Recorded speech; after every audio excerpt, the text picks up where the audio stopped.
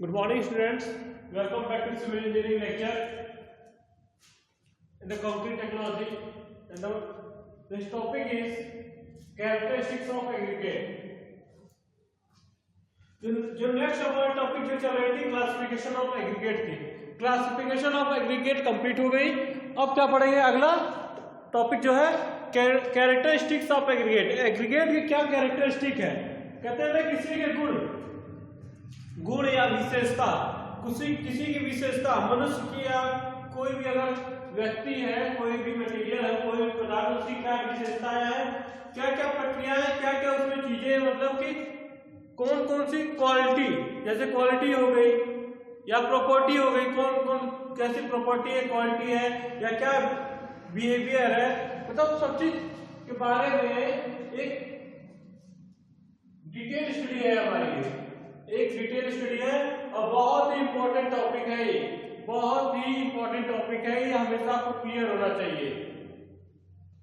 मैं कोशिश करूंगा कि आपकी जितनी कंफ्यूजन होगा ना, जितनी जो डिप्रेशन है, डिप्रेशन के साथ हिंदी इंग्लिश है जैसे समझा के आपको ये सब कुछ क्लियर करूंगा। ये बहुत इंपॉर्टेंट है, इसका नोट्स और वीडियो भी, क्योंकि थोड़ा कंफ्यूज करता है, बस कंफ्यूजन मैं इतना क्लियरली बता दूंगा, कोई कंफ्यूजन नहीं रहेगा इसमें। ठीक है, पहला क्या है? Particle size and shape. The aggregate in generally categorized by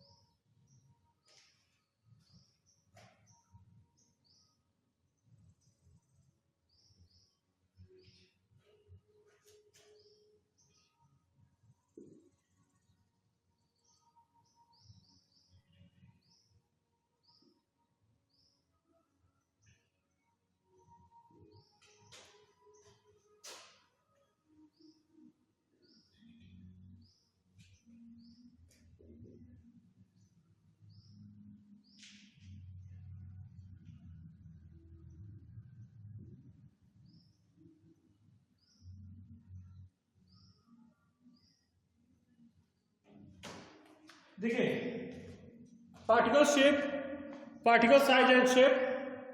the aggregate is generally categorised, the aggregate is generally categorised मतलब क्या होता है? विभाजन, कैटेगरिया में बांटा गया है। कैटेगरिया मतलब कैटेगरिया में इसको बांटा गया, मतलब कोई पॉइंट में, कई पार्ट में बांटा गया है।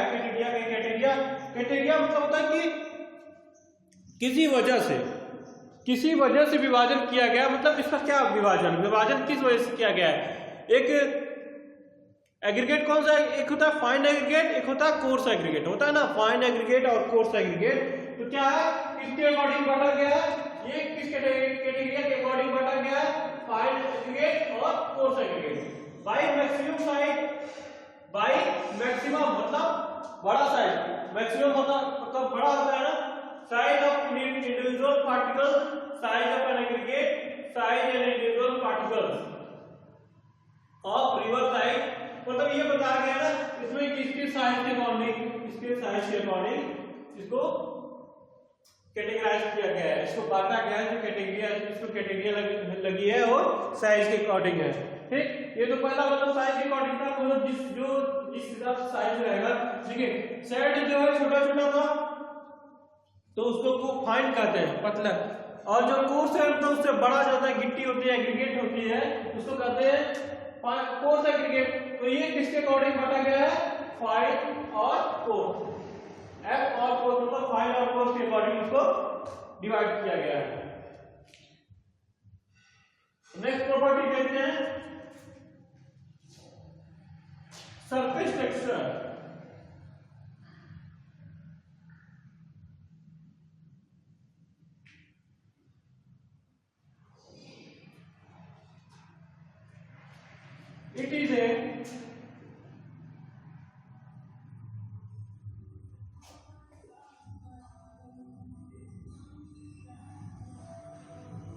It is a surface of particles or nature of surface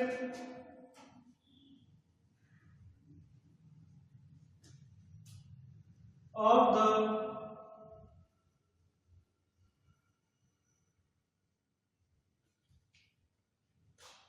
example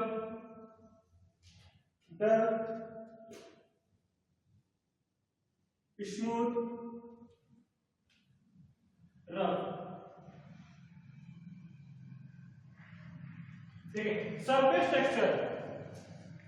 surface मतलब क्या होता है? सतह। सरफेस मतलब क्या होता है? सतह मतलब ऊपरी का भाग, ऊपर का जो लेयर है, ऊपर का जो पार्ट है, उसमें क्या क्या होता है उसके बारे में बताया इसमें। सरफेस टेक्सचर में उसके सरफेस के बारे में बताया गया है, उसका सरफेस कैसा है, किसी पार्टिकल का सरफेस कैसा है वो बताया गया। देखिए पहला गया it is surface of particles. It is surface of particle मतलब ये पार्टिकल्स है, इसका सरफेस के बारे में, ठीक है।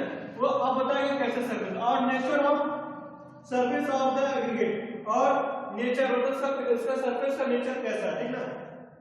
क्या होता है एग्रीगेट? मैंने बताया था आपको कई एक राउंड एग्रीगेट होता है, फल्की होता है, एलोंगेटेड होता है ना, एंगुलर होता है।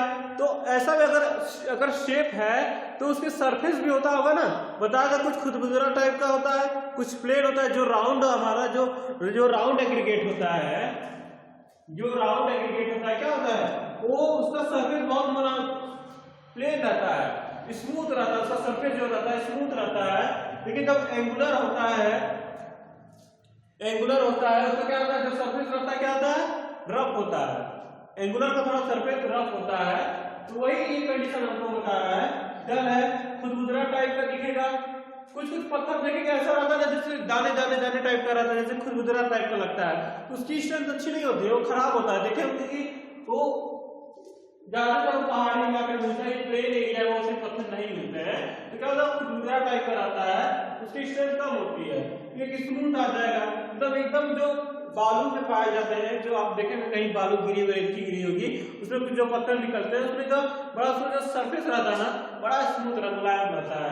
वो क्या और रफ भी बता दिया मैंने। तो मतलब ये इसमें ये बता रहा है कि उसका जो सरफेस है, सतह है, वो कैसा है भाई। तो उसके अकॉर्डिंग में तो काम करें, पता चला सतह अगर सरफेस बहुत स्मूथ है तो बाइंडिंग नहीं देगी, रफ होना चाहिए। उससे भी बेटर अच्छी बाइंडिंग वो देगी जिसमें एंगुलर एंगल टाइप का रहेगा, कोण ही रहेगा, वो सुटेबल रहेगा। तो ये सरफेस टेक्सचर था। Next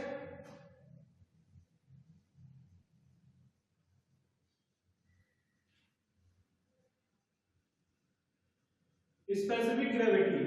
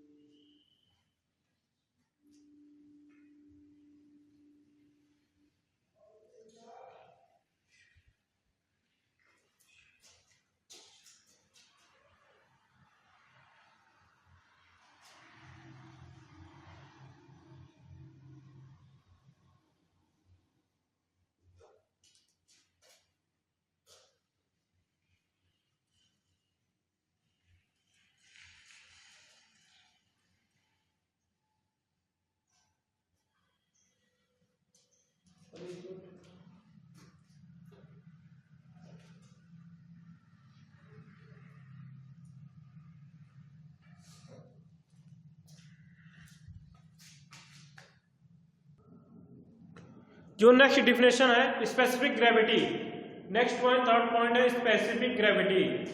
specific gravity of a substance is the specific gravity of the substance is the ratio of unit weight of the substance to the unit weight of water।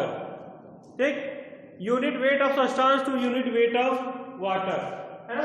Low specific gravity indicates high porosity, result in poor durability, low strength. देखिए यहाँ क्या चीज बता रहा ना, आप इतने बड़े डिफिनेशन जब कभी भी रटेंगे ना, याद करेंगे ना, तो हमेशा परेशान रहेंगे। छोटी सी चीज देखिए इसमें क्या लिखा है, specific gravity of substance is the ratio. Ratio क्या था, अनुपात होता है ना। ये किसका अनुपात बता रहा है, ratio of the unit weight of substance. पहला ये है to unit weight of water, दूसरा ये हो गया, छोटा सा सिंपल है, क्या है, रेशियो मतलब unit weight of substance to unit weight of water. आ गया स्पेसिफिक ग्रेविटी। कहीं दिक्कत आई, किसका रेशियो है, अनुपात तो लिखते नहीं है।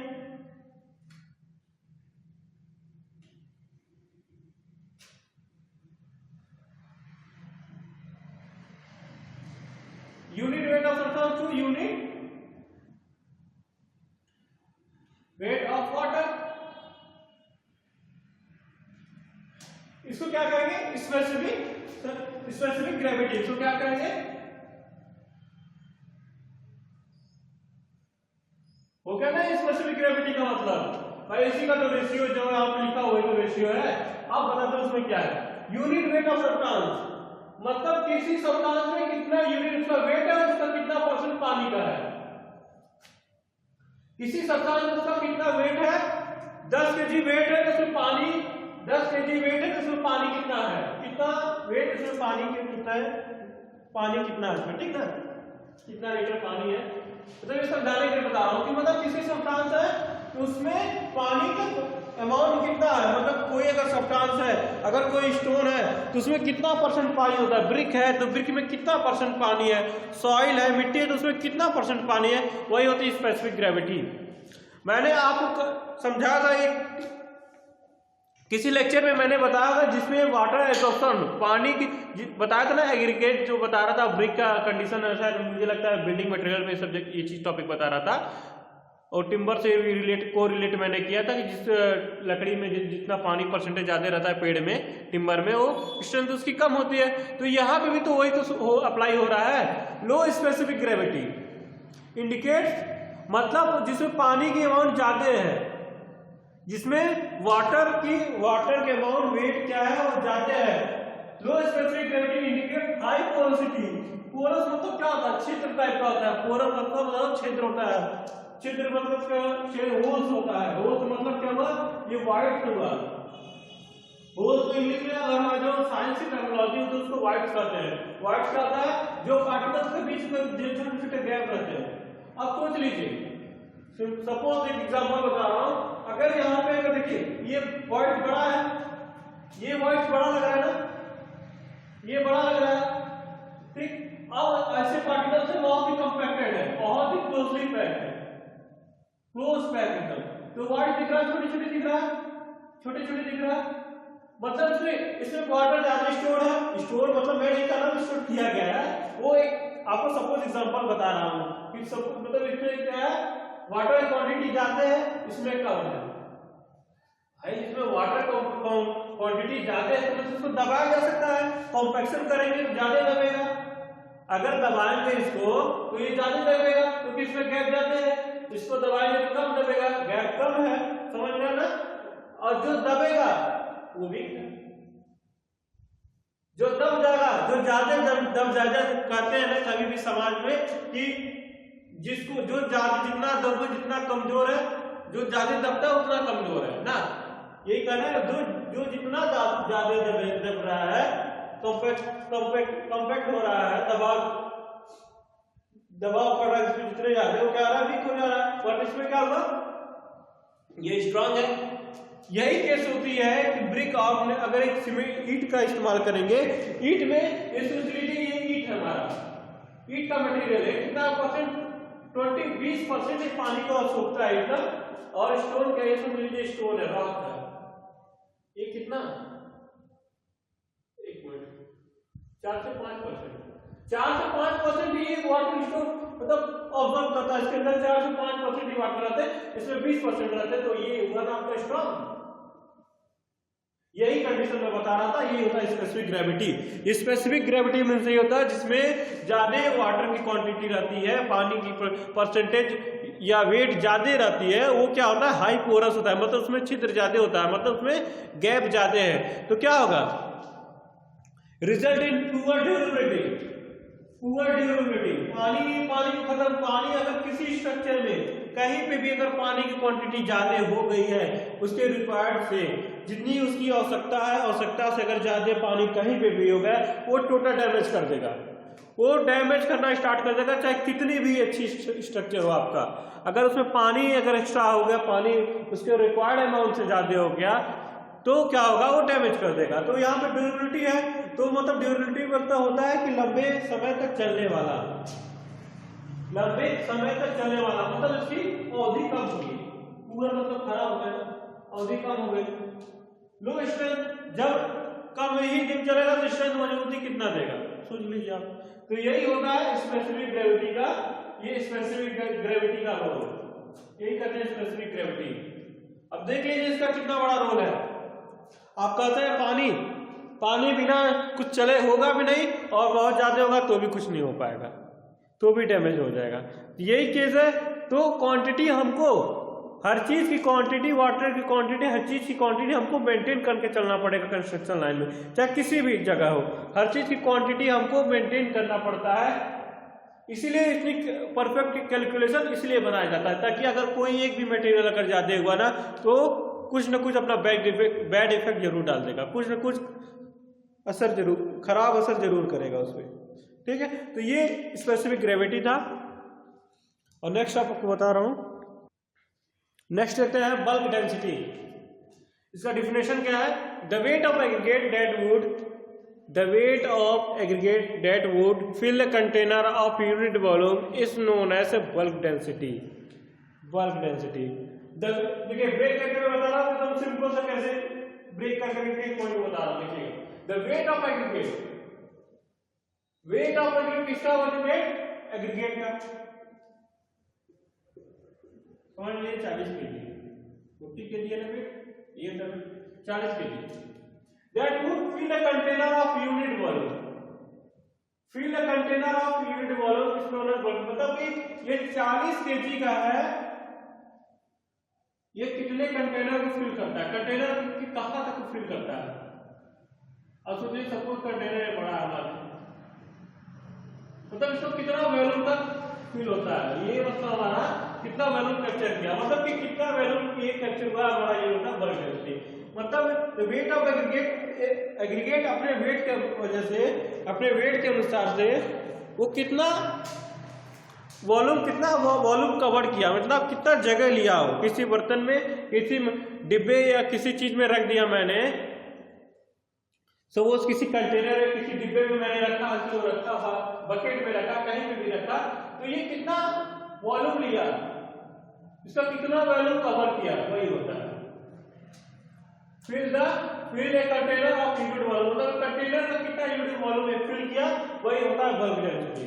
बल्क डेंसिटी का होता है मतलब कोई एग्रीगेट किसी कंटेनर को कितना फिल किया, कितना वॉल्यूम लिया, मतलब उसका कितना जगह लिया, वही होता है। मतलब देखिए, आप कहीं बालू लेने जाएंगे ना, या बालू लेने जाएंगे, आप बोलेंगे एक बोरे बालू चाहिए मुझे, एक बोरा बालू चाहिए, 40 किलो केजी हमको बालू चाहिए। बालू तो केजी में आता नहीं, केजी में तो बिकता नहीं है, तो मैं एक सपोज कर रहा हूँ 40 केजी चाहिए और 50 केजी का बैग है, वो बैग कितना है, बोरे 50 केजी का, मुझे चाहिए 40 केजी। तो वो 40 केजी लिया और उसका कितना था, 50 केजी की कैपेसिटी थी, मैंने 40 लिया, तो 40 केजी कितना वॉल्यूम कवर किया, वो जो 40 केजी मैंने लिया था उस बोरे का कितना वॉल्यूम कवर किया, वही होता है बल्क डेंसिटी। यही है बल्क डेंसिटी का सिंपल सा डेफिनेशन। चलते आगे बढ़ते हैं वाटर एब्जॉर्प्शन की तरफ। वाटर एब्जॉर्प्शन, एब्जॉर्प्शन मतलब क्या था, सोखना ना, पानी को सोखना। क्या सोखना? पानी को सोखना। कोई मटेरियल भी, कोई सा भी मटेरियल हो, हर मटेरियल पानी को थोड़ा थोड़ा एब्जॉर्ब करता है। तो यहाँ किसकी बात चल रही है? एग्रीगेट की बात चल रही है। तो ये बताया गया कि अगर एग्रीगेट पानी को सोखता है उसकी क्या बिहेवियर होगी, उसकी कैसी बर्ताव करेगा वो अगर पानी को सोखे। All aggregate particles have pore with its body, within its body, sorry, all aggregate particles have pores within its body। मतलब pores मैं बोला ना कि हर तरफ स्टोन रॉक हो जाए, कोई भी हो, स्टोन हो रॉक हो जाए, कुछ ना कुछ परसेंट जो होता है वाटर एब्जॉर्ब करता है, चाहे 1% ही क्यों ना करे, 1.5% ही क्यों ना करता हो, 0.5% ही क्यों नहीं करता हो, लेकिन कुछ ना कुछ वाटर जो एब्जॉर्ब करता है। जो जितना वाटर एब्जॉर्ब कम करता है वो उतना ज्यादा स्ट्रेंथ उसकी रहती है। ये पीछे भी बताया था मैंने, ये स्पेसिफिक ग्रेविटी में। अब देखिए, all the aggregate particles have pores within its body. Pores है, क्षेत्र है, ठीक है, क्षेत्र होगी, होल्स समझ लीजिए, होल्स बाई चीज हो जाएगी। होल्स मतलब ज्यादा हो, क्षेत्र मतलब छोटे छोटे, मतलब ऐसे आपको नहीं दिखाई देंगे। माइक्रोस्कोप इस सब चीज से, टेलीस्कोप माइक्रोस्कोप से देखेंगे तो लेंस से देखेंगे उससे दिखाई देगा। ऐसा नहीं कि हमको नेकेड ऐसे आंख से इसे दिख जाएगा, इसका स्ट्रक्चर इतना आसानी से नहीं दिखता है। तो क्या होता है, the size of pores in aggregate varies over a wide range। मतलब साइज वाइड रेंज का होता है, मतलब कि ऑब्जर्प्शन का जो साइज होता है, वाइड का जो साइज होता है, कई परसेंटेज में ना, कई परसेंटेज में होता है, कई, मतलब सिंपल सा एक चीज बता रहा हूं। अब सोच लीजिए, अगर ये स्टोन है, एक सोच लीजिए 1.5% एब्जॉर्ब कर रहा है, ये क्या है 5% एब्जॉर्ब कर रहा है, ये क्या है 8% एब्जॉर्ब कर रहा है, वाटर 8% 5%। तो भाई इसके अंदर कहीं ना कहीं जो होल्स है, जो वाइड है, वो ज्यादा है। अगर ज्यादा जगह तब तो एब्जॉर्ब कर रहा है, अगर उसमें जगह ही नहीं होती, अगर दो की जगह, दो का जगह है, दो लोगों के बैठने की जगह, तो बहुत कोशिश करेंगे 3 बैठने की। लेकिन अब जब 2 ही लोग की जगह थी तो बहुत कोशिश की 3 बैठे, जब चौथे की जगह ही नहीं थी है तो बैठेंगे कैसे? जब चौथे के लिए स्पेस है ही तो बैठेगा कैसे? वही केस है, जब इसमें अगर स्पेस है ही नहीं तो पानी में ऑब्जर्व कहाँ करेगा, कहाँ स्टोर करेगा? भाई इसका शेप कितना ही है, ऑब्जर्व कहाँ करेगा? तो वही कंडीशन इसमें बताई गई है। तो पोरोसिटी हो गई, परमेबिलिटी हो गई, मतलब पोरोसिटी कम ऑब्जर्व किया और परमेबिलिटी उससे थोड़ा ज्यादा, ऑब्जर्वेशन उससे थोड़ा सा ज्यादा होता है। भाई एक ही चीज को कई कैटेगरी में बांटा जाता है ना, जैसे एग्रीगेट को बांटा गया था, फाइन एग्रीगेट, कोर्स एग्रीगेट बांटा गया था ना, उसी तरह सिल्ट होता है, सिल्ट होता है, क्ले होता है, सैंड होता है, पेबल्स होता है, मतलब कि छोटी छोटी एक ही चीज को एक वर्ड से सबको डिफाइन नहीं किया जा सकता, सबका एक ही नाम नहीं रहता है। तो इसलिए अलग अलग नाम रखा जाता है ताकि उसको ये जान सके कि उसकी साइज छोटी है तो उसका ये नाम है, उससे थोड़ी सी बड़ी एक नाम है, इससे कुछ और है। तो ये कंडीशन हमारे यहाँ पे होती है। तो वाटर एब्जॉर्प्शन वाला यही केस देखिए, मैं यही होता है केस, वाटर एब्जॉर्प्शन में यही होता है। इस लेक्चर का लास्ट टॉपिक है bulking of sand. The moisture present in a fine aggregate. Fine मतलब क्या था, फाइन एग्रीगेट सोच लीजिए बालू में, मॉइस्चर क्या होता है, नमी। जो बालू में नमी प्रेजेंट है तो क्या होता है ना, causes increase in value known as। अगर किसी भी चीज में अगर सोच लीजिए ये आटा ही है, आटा की पार्टिकल्स है, अगर उसमें अगर हाथ डालेंगे कोई चीज अगर डाल दे तो उसके तो जगह नहीं लेगा, ये तो फैलेगा ना, उसका जो जगह लेगा एक अलग स्पेस आ गया, ये तो इतना ही था, लेकिन उसमें कोई और बर्तन डाल दे, कुछ डाले तो क्या उसका स्पेस बढ़ गया, तो अलग बढ़ गया, अलग वॉल्यूम हो गया उसका, हुआ ना। उसी तरह अगर बालू में भी अगर पानी उसमें डाल देंगे तो पानी भी तो एक अपना अलग उसका वॉल्यूम होता है, तो एक वॉल्यूम अलग नया दूसरा ले लेगा, तो उसका वॉल्यूम जो है इंक्रीज हो जाएगा। मतलब उसका जो है शेप जो है वॉल्यूम जो है वो पर इंक्रीज होने का मतलब अगर इतना था इतना हो गया, मतलब ये इतना था तो इतना हो गया, कुछ तो होगा। कहने का मतलब 0.5 कुछ भी % होगा, लेकिन होगा जरूर, ऐसा नहीं है कि नहीं होगा, होगा। ठीक, मॉइस्चर अब होता है, देखिए बालू है, प्रैक्टिकली एकदम बता रहा हूं, अगर आपने प्रैक्टिकली कहीं देखा हो बालू अगर भीग गया हो, भीगा हुआ बालू लोग क्यों नहीं इस्तेमाल बनाने के लिए, कंस्ट्रक्शन के लिए इस्तेमाल करते हैं? क्यों? क्योंकि भीगा हुआ बालू जो है एक छल्ले की तरह, गुच्छे की तरह हो जाता है, मतलब मॉइस्चर जो नमी होती है पकड़ लेती है पूरी, स्टिफनेस होती है ना। पानी में तो चिपकता है, पानी में तो देखेंगे अगर पेपर में पानी चिपकाएंगे वो भी चिपक जाता है। क्यों? क्योंकि स्टिफनेस है उसमें चिपकता है। तो क्या करेगा वाटर, क्या करेगा, जितना अपने अंडर कवर जितना कवर कर लेगा उतने बालू को ये आपस में चिपका लेगा। जब चिपक जाएगा, जब बालू को चिपक जाएगा तो ये मिक्सिंग नहीं हो पाएगा, प्रॉपरली मिक्स नहीं हो पाएगा। जब मिक्स नहीं होगा तो एग्रीगेट या कंक्रीट जो अच्छा नहीं बनेगा। कंक्रीट अच्छा नहीं बनेगा तो अच्छा इफेक्ट नहीं हमको देगा। समझ रहे हैं ना इसका क्या रोल है? अगर भीगा हुआ बालू भी अगर हम इस्तेमाल कर रहे हैं तो भी हमको नुकसान है, वो तो भी हमारे स्ट्रक्चर को कहीं ना कहीं से नुकसान पहुंचाएगा। देखिए यही सब चीज, इतनी चीजें हैं इसमें। तो मतलब अगर कहीं बालू भी इस्तेमाल कर रहे हैं ना तो वो भी ड्राई होना चाहिए, सूखा होना चाहिए। यही केस बल्किंग है। बाकी आगे जो टॉपिक होंगे बल्किंग का ना, उसमें और भी अच्छे से समझाऊंगा। बस इतना ही बल्किंग का रोल है, और तो फॉर्मूले है वो सब अलग चीजें। ठीक, तो बाकी का जो नेक्स्ट है मैं आपको कंटिन्यू करूंगा नेक्स्ट लेक्चर में। Okay, thank you.